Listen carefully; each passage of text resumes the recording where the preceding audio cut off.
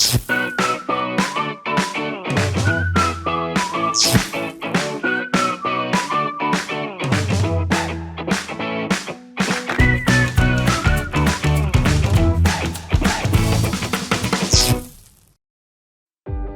name is Lauren Bender.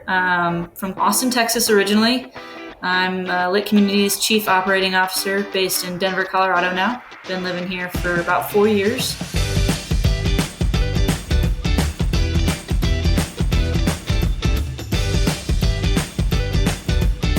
At Lit Communities, I feel like we are doing something that's very different in this industry than maybe what a lot of people think of the industry. We're kind of doing outside of the box thinking when it comes to how we get people connected to the internet. That was something that, I was kind of taken back upon when I first got into the industry. We were always designing networks for the big, tier one providers, AT&T, Verizon, you name it, we did it, and they were always in the larger cities. So I really didn't understand how disconnected kind of rural America really is. So at Lit Communities, I feel like what we're doing is really cool because we're helping to solve the problem that exists in the United States. And that's kind of what gets me up in the morning, just knowing that what we're doing is helping people. Even when we get messages from some of our future customers in the areas that we're currently working in saying, please come faster. I don't have any options out here. My kid can't submit their homework to get their homework submitted. I can't do my work at home, so I have to go into the office or go to a Starbucks and get some wireless internet. So really, I think what we're doing is different. It's challenging. It's exciting because we're just doing the greater good for the people that need it.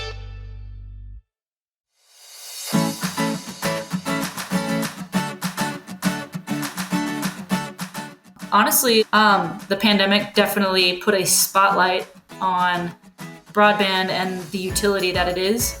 Kind of like I mentioned, kids having to submit homework at home, parents having to teach from home or to work from home, people having to connect with their doctors from home.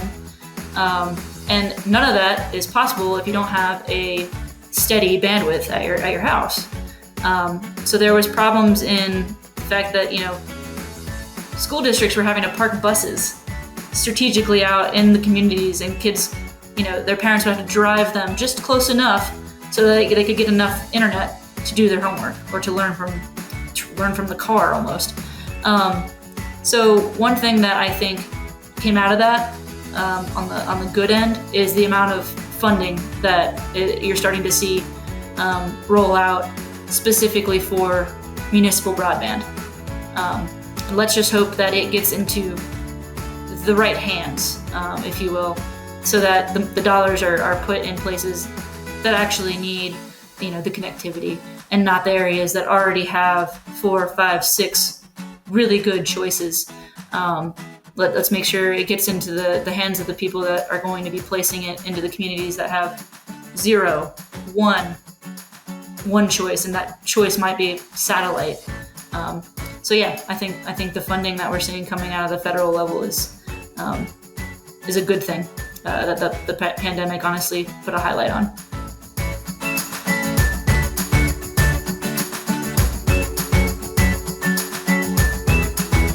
I think we're going to see a lot more companies like Lit Communities start to either change from what they were doing in the past, or just start fresh and kind of get some new faces into this industry. And to be honest, I welcome that. Even though it may be competition to us, America is huge, and there are many, many people out there that are not connected, that need connectivity. So in the end, if there's another company out there that's connecting these unconnected people, then we're all doing our jobs and we're making the United States, a better place.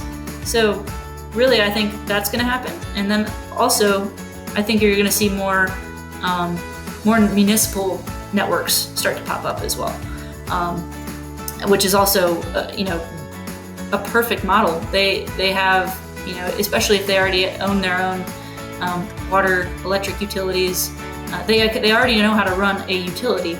It's not that much different.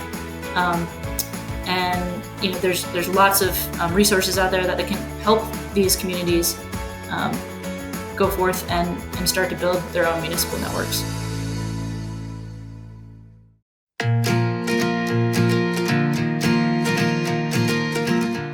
So I would say keep your head on the swivel, and in a good way, because technology is ever changing. The telecom industry is ever changing, but that makes this industry very exciting to work in.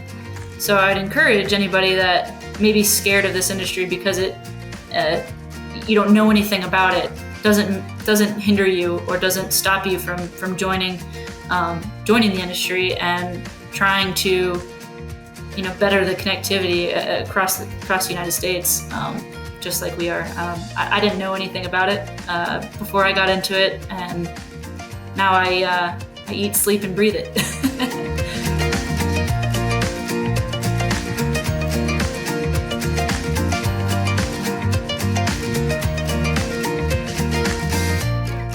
Yes, I was actually just saying this to a couple new coworkers yesterday. We just hired 3 new women onto the Lit community staff, and it's very rare to have so many women in a telecommunications company. I remember when I first started, it was very male dominated, and that can be a little overwhelming at first. But as long as your voice is being heard and you're working with people, men specifically, that are hearing you, but not only hearing you, listening to you, taking your advice, taking your suggestions, don't be afraid to be that loud voice. Don't be afraid to be the loudest voice in the room either. So that's just some advice for all the women out there that are thinking of career change or thinking of what industry they want to be in. It's fun. It's always changing. You're never going to get bored. So yeah, definitely come and join us.